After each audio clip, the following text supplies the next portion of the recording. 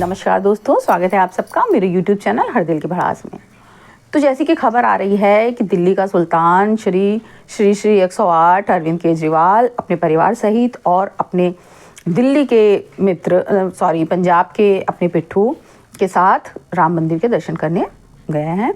ना सिर्फ वो दर्शन करने गए हैं बल्कि उन्होंने वहाँ पर पूजा अर्चना करने के बाद एक स्टेटमेंट दिया है कि यहाँ पर उन्हें पूजा अर्चना करने के बाद बहुत ही ज़्यादा शांति का अनुभव हो रहा है। वही केजरीवाल जो शुरू से राम मंदिर के खिलाफ था, जिसके लिए उसने एक अपनी काल्पनिक नानी को गढ़ा और कहा कि उसकी नानी कहती थी कि किसी मस्जिद को तोड़ करके उसके ऊपर अगर राम मंदिर बनेगा तो श्री राम को ये बिल्कुल भी अच्छा नहीं लगेगा।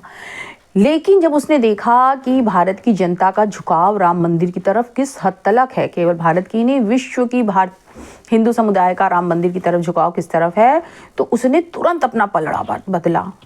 सेक्युलरिज्म से वो तुरंत अपना पलड़ा बदल के कम्युनल होने की राह पर आ गया और उसने जाकर के मंदिर में सबसे पहले विरोधियों की टीम में से सबसे पहले वो पहुंचा श्री राम मंदिर के दर्शन करना।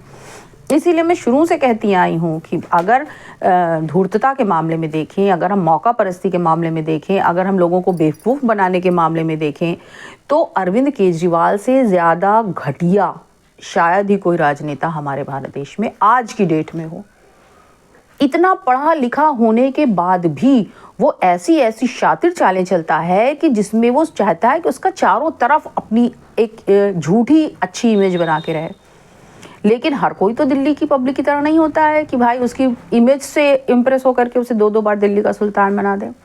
फिलहाल मेरा हिंदू भाई बहनों से यही गुजारिश है कि आप इस धूर्तता, इस दोहरे चेहरे के पीछे कतई मत जाइएगा। ये हमेशा से हिंदुओं के खिलाफ रहा है और ये अपनी राजनीति के लिए हिंदुओं के खिलाफ आज भी है।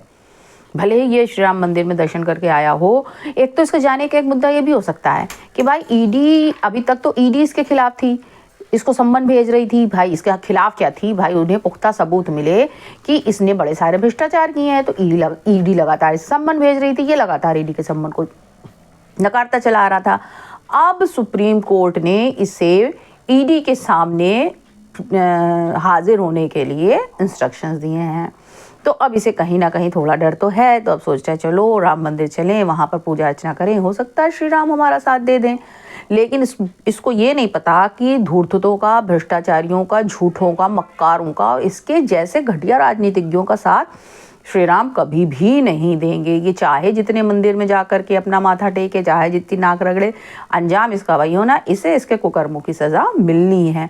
बल्कि एक पॉइंट ये भी है कि अगर एक कम पढ़ा लिखा, एक कम बुद्धि वाला, एक कम शिक्षित इंसान अगर कोई गलती करता है तो उसके गुनाह को थोड़ा कम मापा जाता है, बशर्ते एक जानकार, एक बुद्धिमान, एक पढ़ा लिखा इंसान अगर वो कोई क्राइम करे या अपराध करे। और ये मेरी नज़र में इसलिए बहुत बड़ा गुनहगार है कि इसके पास बुद्धि है सही और गलत को परखने की। इसने लोगों को केवल झूठ के झांसे में फंसाया है और ये केवल अपना उल्लू सीधा करने के लिए, अपनी राजनीतिक रोटियां सेकने के लिए। इसलिए हिंदुओं कभी भी इसके झांसे में अब मत आना। 2 बार आ गए, अब मत आना।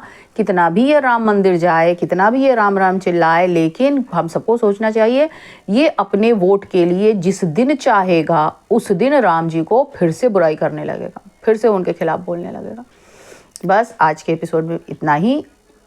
अगले एपिसोड में फिर आपसे मिलते हैं। तब तक के लिए जय श्री राम, जय हिंद, नमस्कार।